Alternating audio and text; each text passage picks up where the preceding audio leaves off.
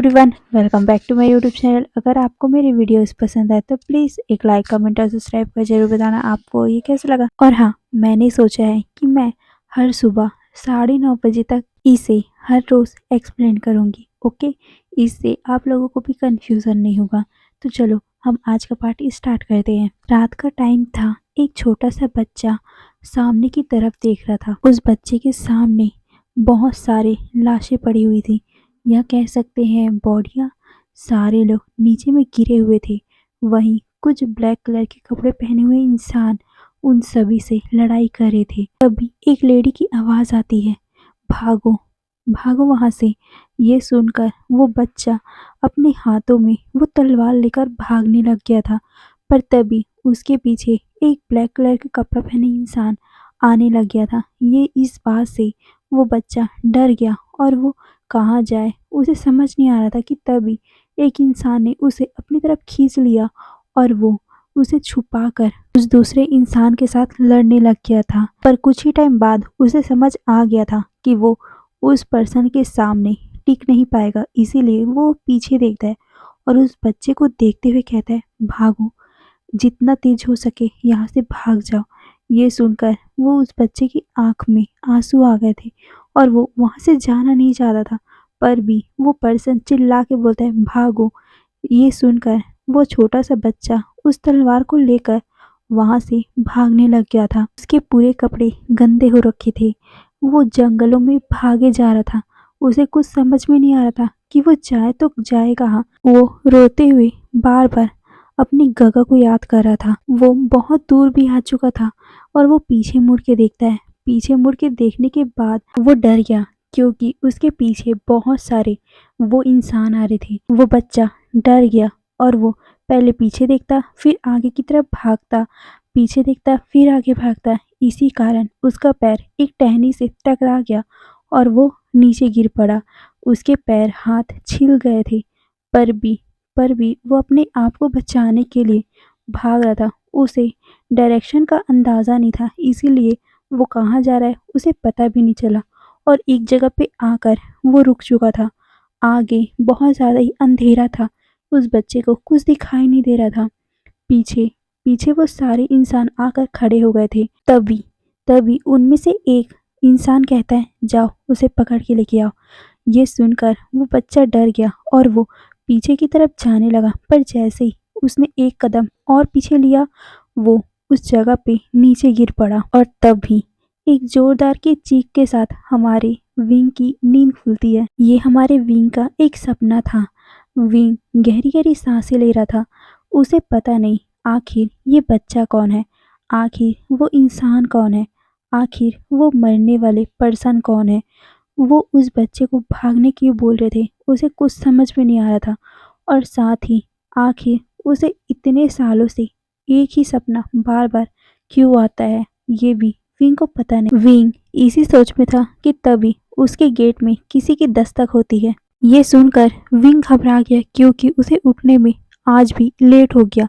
वो जल्दी से उठकर अपने आप को फ्रेश करता है और फिर गेट को जल्दी से खोलकर बाहर जाता है। पर बाहर जैसे उसने कदम रखा, वहां पर उसे जिस इंसान का सामना करना पड़ा उसे देखकर विंग घबरा गया और वो अपना सर नीचे कर लेता है। वहां और कोई नहीं, मैडम यू खड़ी हुई थी। मैडम यू उसे ताना देती हुई कहती, ओह लाट साहब उठ गए, क्यों? ओ मैं तो भूल ही गई थी, तुम तो यहाँ के राजकुमार हो ना। काम तो मैं करती हूँ, तो तुम कुछ और टाइम क्यों नहीं सो जाते? जाइए राजकुमार। ये बोलकर वो इशारा करती है। विंग अपना सर नीचे करके उसे माफ़ी मांगते हुए बोलता है, मैडम यू मुझे माफ़ कर दीजिए, आज मेरा नींद नहीं खुला। ये सुनकर मैडम यू कहती है, ओह आज तुम्हारा नींद नहीं खुला, कब जल्दी खुलता है ये बताओ मुझे। यानली और फैमिया के कारण तुम बहुत ही बिगड़ चुके हो। तुम ये मत भूलो कि तुम हमारे सर्वेंट हो। ये सुनकर विंग ने अपने आंखें को नीचे कर लिया था। वो सर्वेंट नहीं है, उसे इतना पता है, इसीलिए वो कुछ कह पाता कि मैडम उसे फिर से ताना देते हुए बोलती है, ओह रुको रुको, मैं तो भूल ही गई थी, तुम यहाँ की सर्वेंट थोड़ी ना हो, तुम तो यहाँ के राजकुमार हो। मैं मिस्टेक कर गई, आई एम सॉरी। तुम्हारे लिए तो यहाँ पर बहुत सारे सर्वेंट हैं, तुम कितने टाइम भी सो सकते हो, कभी भी उठ सकते हो, मैं बोलने वाली कौन हूँ। वैसे तुम्हारे माँ बाप तो मर गए तुम्हें हमारे पल्ले छोड़ के, अब तुम मेरे माथे चढ़ गए हो। कुछ काम के तो हो नहीं, बस खाना आता है और घूमना आता है। कुछ काम जानते भी हो। तुम एक ओमेगा हो और तुम कभी ओमेगा की तरह रहे भी हो। तुम हमारे इस क्लैन का नाक मत कटा दो। वैसे फैमिया के कारण तुम यहाँ के राजकुमार तो बन गए हो, पर ये भूलो मत तुम्हारा बाप एक सर्वेंट था। ये सुनकर विंग के आंखों से आंसू निकल गए थे। वो अपने मन में ही मम्मल करते हुए बोलता है, मेरे डैड तो सर्वेंट थे, पर मेरी माँ तो यहाँ की राजकुमारी थी ना। ये सोचते हुए वो मैडम यू को कुछ बोल पाता कि मैडम यू उसके तरफ गुस्से से देखते हुए बोलती है, भूलो मत, तुम अपनी माँ का नाम तो बिल्कुल मत लेना। तुम्हारी माँ ने एक सर्वेंट से शादी की थी, तो हम उसे हमारे घर की राजकुमारी बिल्कुल नहीं मानते। और तुम एक सर्वेंट के बेटे हो, तो भूल के भी हमारे घर में एक राजकुमार की तरह मत रहना। मैं मानती हूँ कि जैंग फैमिया और यानली के कारण तुम राजकुमार जैसे ठाठ से तो रहते हो, पर तुम अपने भोले चेहरे का ना ये झूठा जाल मुझ पे नहीं फंसा सकते। मुझे पता है तुम अपने बाप के जैसे ही हो, नालायक। ये बोलकर वो विंग को देखती है और कहती है, अब यहाँ खड़े क्या हो, चुपचाप जो मैंने काम बोला है वो जाके करो। ये बोलकर वो वहां से अपने ठाठ से चले गई थी। वहीं विंग विंग के आंखों से उसकी आंसू का एक बूंद नीचे गिर गया। फिर वो सिसकने लगा। वो अपने आंसुओं को बहाने से रोक रहा था। वो अपने हाथों से ही अपने आंसू को पोंछता है और फिर आसमान की तरफ देखते हुए बोलता है, माँ, बाबा, आप मुझे छोड़ के क्यों चले गए? अब तुम मुझसे बहुत प्यार करते थे ना, आप मुझे यहाँ क्यों छोड़ के चले गए? ये बोलते हुए विंग अपने आंसुओं को कंट्रोल कर रहा था। तो चलो हम अब विंग की जो यहाँ की लाइफ है उसके बारे में जानते हैं। विंग जब पहाड़ से नीचे गिरा था, जिसके कारण विंग बहुत ज़्यादा ही घायल हो गया था। उसके मुंह से आवाज़ें आ रही थी, दर्द भरी आवाज़ें, जिसे सुनकर वहाँ नाइट हंट पे आए हुए दो इंसानों ने देख लिया था। शायद वो ओमेगा और अल्फा की जोड़ी थी। उसने विंग को गिरते हुए देखा था, पहाड़ से कुछ गिरते हुए देखा था। वो वहाँ ही नाइट हंट पे आए हुए थे, जिसके कारण वो रात का टाइम था तो उन्हें कुछ दिखाई तो नहीं दिया, पर जैसे ही उन्हें विंग के कहराने की आवाज़ आई और जैसे विंग बोल रहा था, प्लीज़ मुझे बचा लो, बहुत दर्द हो रहा है। ये सुनकर वो दोनों उसके पास जाते हैं और उसे देखकर दोनों ही घबरा गए थे, क्योंकि विंग बहुत ज़्यादा ही बुरी हालत में था।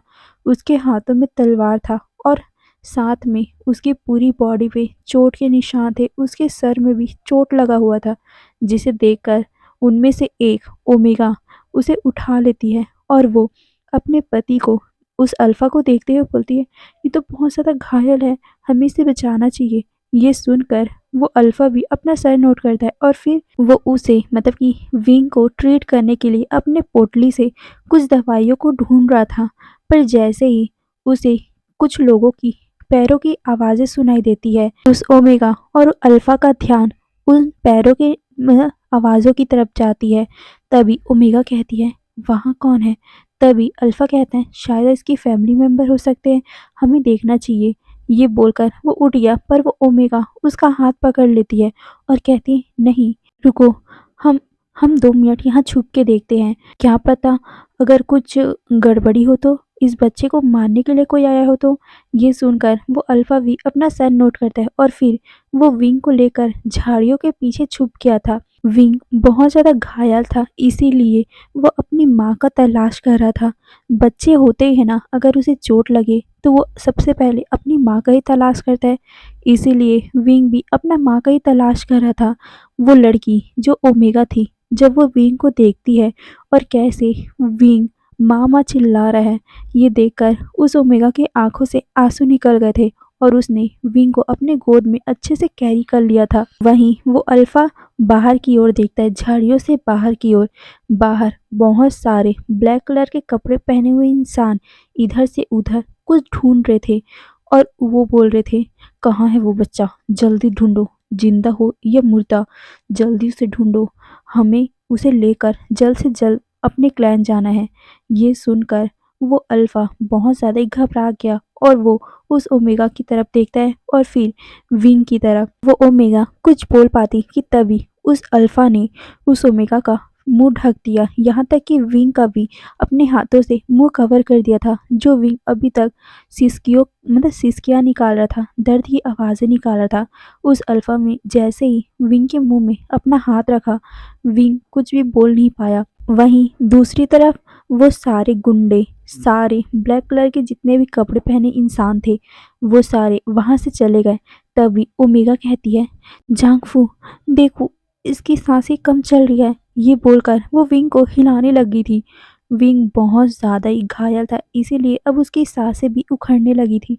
ये देखकर वो अल्फा भी डर गया और वो ओमेगा से कहता है, रुको, मैं जल्दी से कुछ इलाज करता हूँ। ये बोलकर वो फिर से अपनी थैली में कुछ ढूंढने लगा और वो जहाँ जहाँ विंग के जख्में लगी हुई थी उसमें कुछ मलहम लगाने लग गया था और वहीं विंग के मुंह में भी कुछ जड़ी बूटियां डालता है।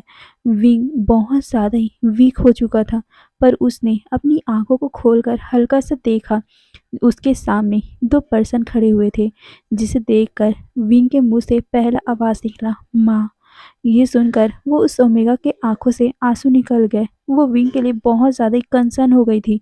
वो अल्फा से कहती है, हमें हमें कुछ भी करके इसे बचाना पड़ेगा। ये मासूम सा बच्चा कितना ज़्यादा घायल है। जांफू, कुछ करो ना, कुछ करो।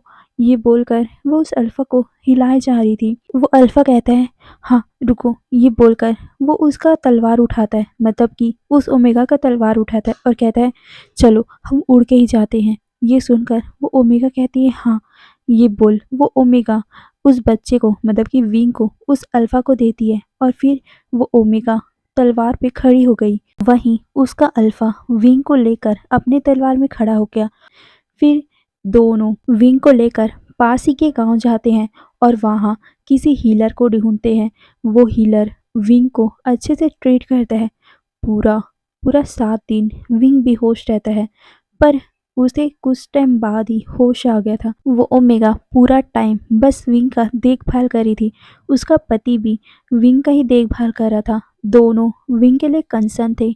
आखिर विंग कहाँ से आया है, आखिर वो पर्सन कौन थे, सारा उनके दिमाग में क्वेश्चन भरा पड़ा था, पर उसका जवाब किसी के पास नहीं। बस है तो विंग के पास, इसीलिए वो विंग के उठने का इंतज़ार कर रहे थे। पर ये बच्चा क्या बता पाएगा, उनके दिमाग में भी यही सब चल रहा था।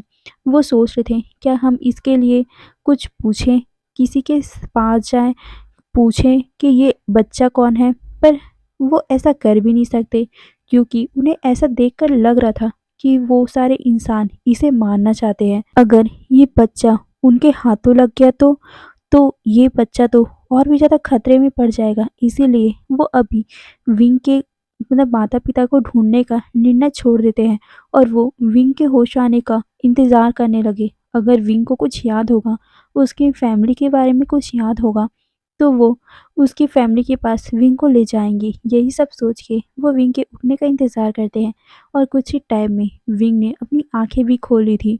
उसके सामने वो ओमेगा थी। उस ओमेगा को देखकर विंग के आंखों में आंसू आ गए थे। वो ओमेगा विंग को देखती है और फिर उसके आंसू को साफ करके उसे ढंग से बैठाते हुए बोलती है, बेबी तुम ठीक हो। ये बोलकर वो उसे बहुत ज़्यादा कंसर्न कर रही थी, उसे प्यार कर रही थी। ये देखकर विंग के आंखों में और भी आंसू आ गए और वो उसे गले लगाकर बोलता है, माँ। ये देख उस ओमेगा के आंखों में आंसू आ गए और वो कहती है, नहीं बेबी, मैं तुम्हारी माँ नहीं हूँ। क्या तुम्हें पता है तुम्हारी माँ कौन है, कहाँ रहते हो? ये पूछ रही थी वो ओमेगा।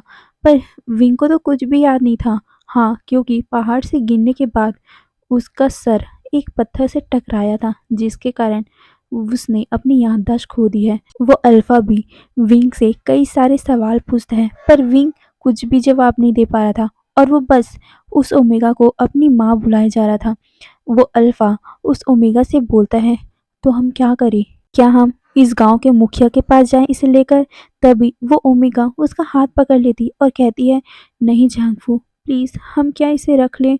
वैसे भी मुझे नहीं लगता कि इसका कोई होगा, और अगर कोई होगा भी तो बहुत ज़्यादा खतरे में होगा। मैं नहीं चाहती कि ये प्यारा सा बच्चा फिर से मुसीबत में पड़ जाए।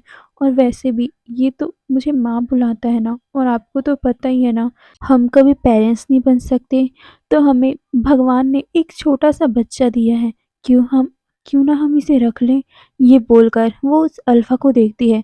वो अल्फ़ा कहता है, ज़ांग लियान, मुझे पता है तुम इस बच्चे से बहुत ज़्यादा अटैच हो चुकी हो, पर हम इसे रख नहीं सकते। इसके असली माता-पिता का क्या?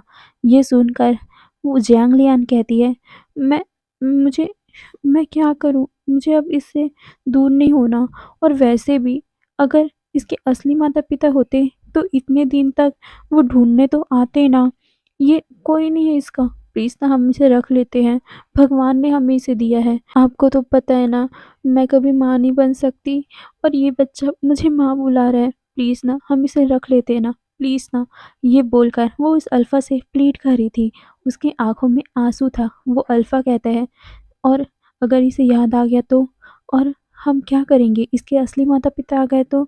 ये सुनकर वो ओमेगा कहती है, त तब का तब देखा जाएगा। अभी के लिए अभी के लिए हम दोनों इसके माता-पिता बन जाते हैं ना, इसे अपने पास रखते हैं ना। ये बोलकर वो उस अल्फ़ा को देखती है। वो अल्फ़ा कहता है, ओके ठीक है, अगर ऐसा ही है, तुम्हें अगर इससे खुशी मिलेगी तो ठीक है, हम इस बच्चे को हमारे साथ रखेंगे, हम इसके माता-पिता बनेंगे। ये सुनकर ज़ांग लियान के आँखों में आँसू आ गए थे, और वो अपने अल्फ़ा को गले लगा लेती और कहती है, थैंक यू सो मच, अब हमारी फैमिली पूरी हो गई। ये बोलकर वो उस अल्फ़ा को देखती है। वो अल्फ़ा भी उसके बालों को साइड करके उसके माथे पे किस करता है और कहता है, हाँ ठीक है, चलो अब अंदर चलते हैं, वो अकेला है। वहीं विंग विंग अंदर में बेड पे सोया हुआ था, और जैसे ही उसने उन दोनों को आते हुए देखा, वो फिर से उस लेडी को, मतलब कि ज़ांग लियान को, अपनी माँ बुलाने लगा, और उस अल्फ़ा को अपना डैड, मतलब कि फादर, दोनों ही उसके पास जाते हैं और विंग को कहते हैं, हाँ हम तुम्हारे माता पिता हैं। तभी वो अल्फ़ा विंग से पूछता है, बेबी क्या तुम्हें तुम्हारा नाम याद है क्या? ये सुनकर विंग अपने सर पे हाथ रख लेता है और कहता है, मेरा नाम मेरा नाम ये बोलकर वो अपनी माँ को देखता है, मतलब कि ज़ांग लियान को, और कहता है, माँ मेरा मेरा नाम क्या है? ये बोलकर वो उस लेडी को देख रहा था। वो बहुत ही क्यूट लग रहा था ये सब पूछते हुए। ये देखकर उस ओमेगा के आँखों में आँसू आ गए, और वो उसे गले से लगाकर बोलती है, वुशियान, वी वुशियान। ये बोलकर वो विंग के बालों को सहला रही थी। हाँ, क्योंकि उस अल्फ़ा का सरनेम वी है। वी शाओलियांग उसका नाम है, इसीलिए उस ओमेगा ने विंग का नाम विवुशियान रख दिया है। उसे नहीं पता कि विंग का पहले का सरनेम भी वी था। फिर क्या, धीरे धीरे टाइम बीतता गया। विंग अपनी इन दोनों माता पिता के साथ बहुत ज़्यादा खुश था। उसे पहला कुछ भी याद नहीं था। उसके साथ क्या हुआ, उसकी फैमिली कौन थी, उसकी शादी हो गई, ये तक विंग को याद नहीं था। विंग इन फैमिली के साथ बहुत ज़्यादा खुश रहता था। उसके माता पिता उससे बहुत ज़्यादा प्यार करते थे। एक दिन तीनों नाइट हंट पे गए हुए थे। हाँ, विंग भी, क्योंकि विंग अपने माता पिता को छोड़कर अकेले नहीं रहना चाहता था। उसके माता पिता भी उसे अकेला छोड़ना नहीं चाहते थे, इसीलिए वो विंग को लेकर ही सारे जगह घूमते थे। विंग भी बहुत ज़्यादा इंजॉय करता था। विंग को घूमना बहुत ज़्यादा पसंद था।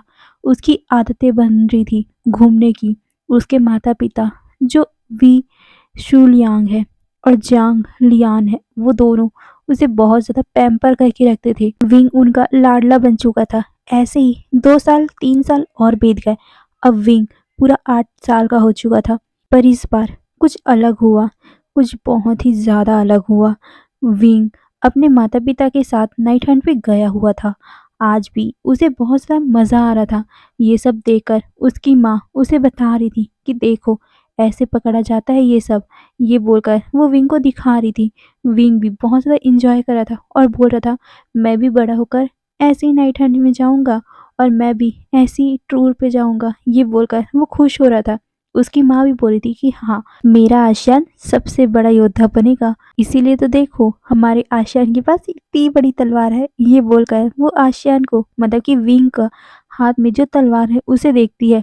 विंग भी अपने तलवार को देखते हुए बोलता है, हाँ ये मेरा है। ये बोलकर वो उस तलवार को पकड़ता है और फिर वो अपने माँ बाबा के साथ वो नाइट हंट पे जा रहा था, पर अचानक से उन पे किसी ने हमला कर दिया। इस चीज़ के लिए वो तीनों ही प्रिपेयर नहीं थे। विंग घबरा गया, वो अपनी माँ के पीछे छुप गया था। उसके माँ और बाबा लड़ाई कर रहे थे, पर विंग छोटा है, उसे बचाने के चक्कर में जांग लियान का हाथ में हल्का सा चोट लग गया था, जिससे वो मतलब एक हाथ से विंग को भी प्रोटेक्ट कर रही थी और दूसरे से उससे लड़ाई भी करी थी, जिस कारण वो अच्छे से लड़ भी नहीं पा रही थी। वहां पर सीफ और सीप वी शॉलियांग की लड़ाई कर रहा था। वी शॉलियांग उन दोनों से कहता है कि तुम दोनों जाओ, मैं इन्हें देख लूंगा। ये सुनकर जांग लियान कहती, नहीं मैं आपको छोड़ के नहीं जाऊंगी। पर वी शॉलियांग कहता है, नहीं तुम दोनों जाओ, मैं तुम दोनों को खतरे में नहीं देख सकता, और वैसे भी विंग अभी बच्चा है, उसे बचाना ज़्यादा इम्पोर्टेंट है। ये बोलकर वो उन दोनों को ही भेज देता है। जांग लियान भाग भी रही थी और बार बार पीछे भी देख रही थी कि कैसे उसका हस्बैंड, उसका अल्फा उन सारे घोस्ट से लड़ाई कर रहा है। जांग लियान देख पा रही है कि जितने भी घोस्ट हैं वो विंग के पीछे पड़े हुए हैं। पहले ऐसा नहीं था, पर आज आज ऐसा क्या हुआ कि ये सारे विंग के ही पीछे पड़े हैं। ये सोचकर वो विंग को लेकर वहां से भाग रही थी। उसे अपने अल्फा के लिए डर भी लग रहा था, पर उसे पता है उसका अल्फा एक अच्छा योद्धा है तो वो संभाल लेगा, इसीलिए वो विंग को लेकर गांव की तरफ भाग रही थी। पर अचानक से उसे अपने अल्फा की चीख सुनाई देती है, जिसके कारण वो पीछे मुड़ के देखती है। वो देखती है कि उसका अल्फा बहुत ज़्यादा घायल हो चुका है, उसको पूरे घोस्ट ने घेर रखा है। ये देखकर वो डर गई और वो पीछे की तरफ देखती है, फिर विंग को देखती है, फिर पीछे, फिर विंग को। उसके आंखों में आंसू थे, वो करे तो क्या करे। इसीलिए वो विंग को कहती है, बेबी तुम तुम देखो वो रास्ता है, वहां पर जाओ, मैं तुम्हारे बाबा को बचा के लाती हूँ। ये बोलकर वो विंग के फॉरहेड पर किस करती और कहती है, तुम पीछे मुड़ के देखना नहीं, ओके, तुम्हें हमारा घर का रास्ता पता है ना। ये सुनकर विंग अपना सर हिलाता है और कहता है, हाँ पर मम्मा नहीं, आप मत जाओ ना, बाबा बाबा ठीक तो होंगे ना। ये बोलकर वो अपने बाबा की तरफ देख रहा था, मतलब कि वी शाओलियांग की तरफ। जांग लियान कहती है, मैं तुम्हारे पापा को सेफ करके लाऊंगी, तुम अभी जाओ, भागो। ये बोलकर वो विंग को उसके तलवार को देकर वहां से भागने के लिए बोल देती है। विंग भी पहले अपनी माँ की तरफ देखता है और फिर जैसे उसने अपनी माँ की बात सुनी कि भागो यहाँ से, ये सुनकर विंग भी रोते हुए वहां से भाग गया था। वहीं जांग लियान अपने अल्फा को बचाने के लिए उस तरफ भाग गई थी, पर वो भागते टाइम अपने हाथों से कुछ तालिस्मा बनाती है, जैसे आसमान में ही ड्रॉ करना, वो कुछ ड्रॉ करती है और उसे भेज देती है किसी पर्सन के पास, और वो सीधा अपने अल्फा को बचाने के लिए चले गई थी। असल में जांग लियान और वी शुलियांग दोनों ही तालिस्मा को बहुत अच्छे से प्रैक्टिस किया करते थे, जिसके कारण उन्हें पता है कि कैसे मदद के लिए कुछ भेजा जा सकता है। इसीलिए जांग लियान ने अपनी गगा को, हाँ उसके गगा जैंग फैमिया, हाँ वो उसकी गगा है। असल में ये बहुत ही लंबी कहानी है। जांग लियान जांग फैमिया की एक लौती बहन थी। उनके माता पिता के जाने के बाद जांग लियान को जैंग फैमिया ने ही संभाला था, पर जैंग फैमिया की शादी के बाद बहुत ही कुछ बदल गया। जांग लियान को अपनी भाभी पसंद नहीं थी, उसकी भाभी बहुत ज़्यादा ही रूड थी। मैडम यू बहुत ज़्यादा ही रूड थी, वो बहुत ज़्यादा ही रूढ़िवादी परंपराओं की थी। जैसे ओमेगा किसी अल्फा से बात नहीं कर सकते, ओमेगा इतना ज़्यादा उछल कूद नहीं कर सकते, पर जांगलियान ऐसी ही थी। वो उछल कूद करती थी, अल्फाओं से बात करती थी, बाहर अकेले नाइट हंट पे भी निकल जाया करती थी। पर ये बात कभी भी मैडम यू को पसंद ही नहीं आया, क्योंकि उनका मानना था कि ओमेगा सिर्फ घर का काम करने में ही अच्छे रहते हैं, वो कभी भी नाइट हंट या फिर बाहर जाके युद्ध करना ये उन्हें पसंद नहीं। पर लैन मतलब जांग लियान ऐसा ही करती थी, इसी कारण उन दोनों में हमेशा ही इसी बात में बहस चढ़ जाया करता था। और जैंग फैमिया वो किसका साथ दे, इसीलिए वो चुप रह जाते थे। एक तरफ उसकी बहन है तो एक तरफ उसकी वाइफ, वो किसका साथ दे। वो भी परेशान हो जाया करते थे और वो चुपचाप वहां से निकल जाया करते थे। पर एक दिन तो हद ही हो गया, क्योंकि जांग लियान ने वी शाओ लियांग के साथ शादी कर ली थी। वो भी भागकर। विशौलियांग उनके ही कबीले का एक डिसिपल था। वो ज़्यादा अमीर फैमिली के नहीं थे, वो ज़्यादा रिच फैमिली के नहीं थे, इसीलिए मैडम यू को ये बात पसंद नहीं आई और उसने बहुत बड़ा ही बखेड़ा खड़ा कर दिया कि ये शादी वो नहीं मानेंगी। इस बात से जांग लियान बहुत ज़्यादा गुस्से में हो गई। वो बहुत ज़्यादा ही वहाँ पर लड़ने लग गई थी। जैंग फैमिया मैडम यू को समझाने लगे कि जब वो दोनों प्यार करते हैं, जब एक दूसरे से शादी हो ही गई है, तो हम दोनों उन्हें एक्सेप्ट कर लेते हैं। पर मैडम यू तो बहुत ज़्यादा ही बहस में आ गई थी। उन्होंने कह दिया था कि अगर ये दोनों एक साथ यहाँ रहेंगे तो मैं अपने बच्चों को लेकर यहाँ से जा रही हूँ। इस बात से जांग लियान को बहुत ज़्यादा बुरा लगा था और उसने अपने गगा को समझाया था कि कोई बात नहीं, मैं और वी शौलियांग अलग रह जाएंगे। हम दोनों वैसे भी कल्टीवेटर हैं, हम दोनों को बाहर घूमना पसंद है, तो हम दोनों यहाँ रहकर भी क्या करेंगे, हम बाहर ही रह जाएंगे। ये बोलकर वो दोनों बाहर आ गए थे, बाहर रहने के लिए। और तब से वो दोनों जांग फैमिली में गए ही नहीं। पर उसके बाद जांग लियान कभी माँ ही नहीं बन पाई, जिससे उसे बहुत ज़्यादा बुरा तो लगता था। फिर वी शौलियांग उसे समझाया करता था कि उसको बेबी नहीं चाहिए, जब तुम हो मेरे साथ तो और कोई मुझे चाहिए ही नहीं। ये बोलकर वो उसे मनाया करता था। तो प्रेजेंट का सीन, अभी जैंग फैमिली सोए हुए थे क्योंकि रात का टाइम था, तो वो ऑब्वियसली सोए होंगे ना। जब उन्हें जांग लियान का लेटर मिला, जब उन्हें तालिस्मा मिला, ये मिला कि वो खतरे में है, प्लीज़ बचा लो, और वो कहाँ है वो भी पता चलते ही वो सीधा उठ गए थे। और वो उन्हें उठते हुए देखकर मैडम यू कंफ्यूज हो गई थी कि वो क्यों उठ रहे हैं, इसीलिए वो पूछ भी लेती है। तब जांग फैमिली ने बताया था कि उसकी बहन किसी मुसीबत में है, तो वो उसे बचाने जा रहे हैं। इस बात से मैडम यू बहुत ज़्यादा गुस्से में हुई थी कि रात बिकाल को वो क्यों उसे बुला रही है, पर वो कुछ बोल भी नहीं सकती क्योंकि उसकी बहन है, मतलब कि जांग फैमिली की बहन है। तो जांग फैमिली कभी भी हो वो चले जाएंगे, इसीलिए वो उन्हें रोकती नहीं, पर अपने मन में ही बहुत ज़्यादा गुस्सा कर रही थी। वहीं जांग फैमिली अपने कुछ डिसिपल को लेकर जिस जगह जांग लियान ने उन्हें बोला था उस जगह वो पहुंच चुके थे। वो ज़्यादा दूर भी नहीं था, इसीलिए वो 1 घंटे में ही पहुंच गए थे अपने तलवार के सहारे। पर उन्हें सही लोकेशन नहीं पता था कि आखिर वो दोनों है कहाँ, इसीलिए उनके सारे डिसिपल और जैंग फैमिली पूरे जंगल को छान मारते हैं कि आखिर वो दोनों हैं तो है कहाँ। और फिर 5-10 मिनट ढूंढने के बाद ही उन्हें वो दोनों मिल गए थे।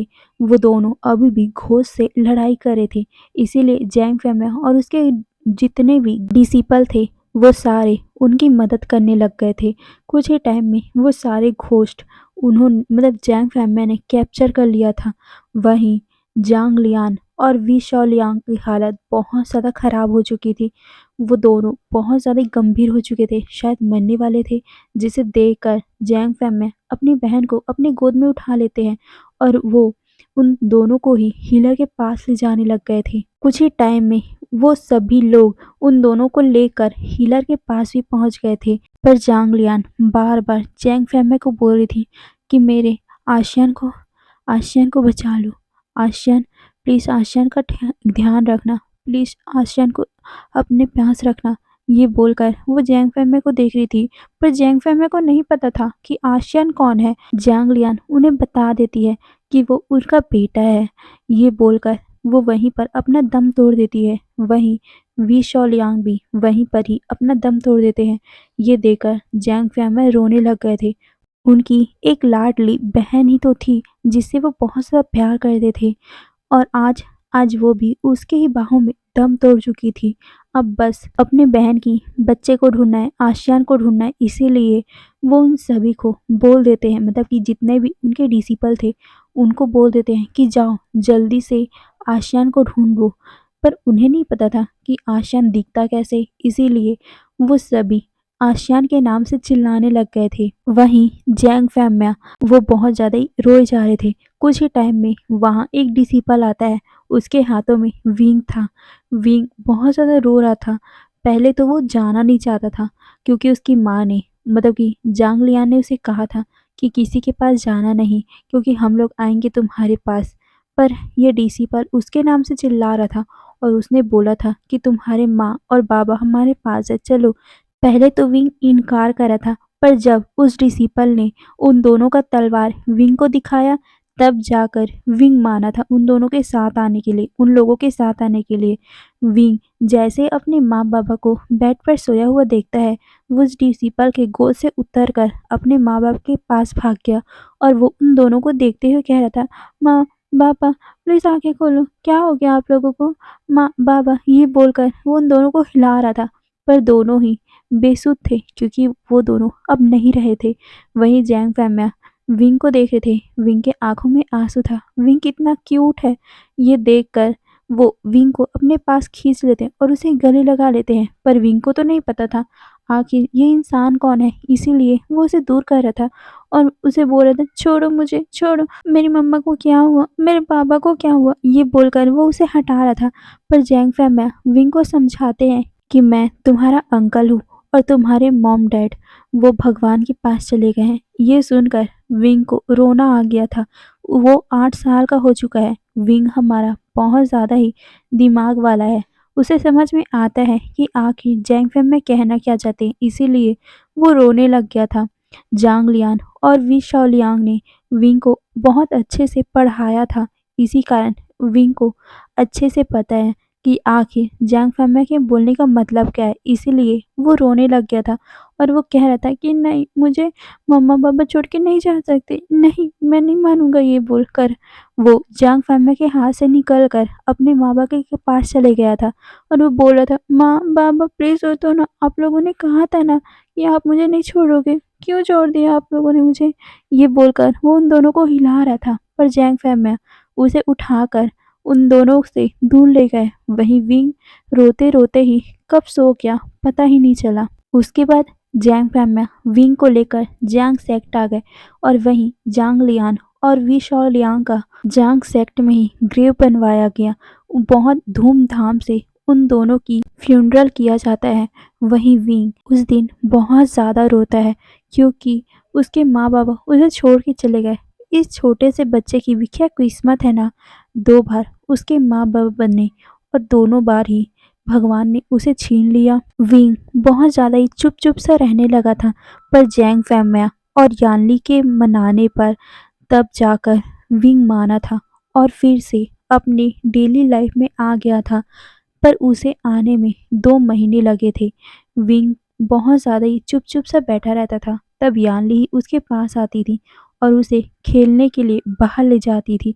पहले तो विंग चुप रहता था, पर जैसे उसने देखा था कि कितने सारे बच्चे उसे खेलने के लिए बोलते हैं, कैसे सारे बच्चे खेलते हैं, कैसे वो कितना ज़्यादा खेलते हैं, कूदते हैं, इसीलिए विंग को भी ये सब अच्छा लगने लगा और वो फिर से अपनी डेली लाइफ में आ चुका था। पर मैडम यू विंग को बिल्कुल भी पसंद नहीं करती थी क्योंकि वो तो वी शाओलियांग का बेटा है ना, ऐसा मानती थी मैडम यू।